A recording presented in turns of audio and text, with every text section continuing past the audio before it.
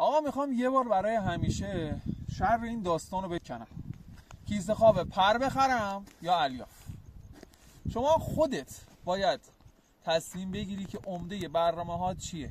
اگر کوهنوردی و 80-90% برنامه‌هات کوهنوردیه و جایی میری که -3 -5 -15 و الی آخر داری، کیسه خواب پر، سمت کیسه خواب الیاف نرو.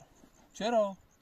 چون که کیسه خواب پر برای کوهنوردها حجم کمتری داره، وزن کمتری داره. این کیسه خواب تقریبا 700 گرم و داخل کوله شما موقع کوهنوردی فضای کمتری میگیره و وزن کمتری هم به شما میده.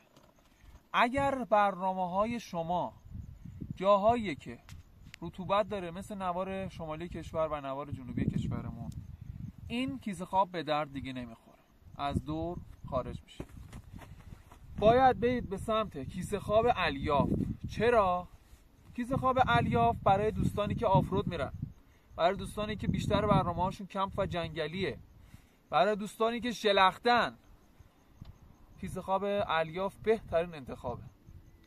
شما اگر آفرود دارید، کیسه خواب الیاف هیچ مشکلی بابت وزن و حجمش ندارید. اگر هم برنامه‌های طبیعت گردی میرید، این کیسه خواب دیگه رطوبت به خودش نمیگیره. بنداز تو ماشین لباسشویی بشور، کثیف کن، پاره شد، هیچ مشکلی نداره.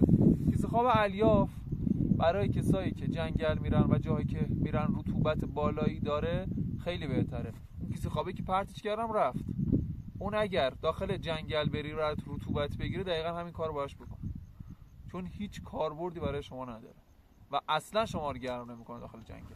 پس کیسه خواب الیاف برای دوستانی که کمپ و جنگل میرن بهتره.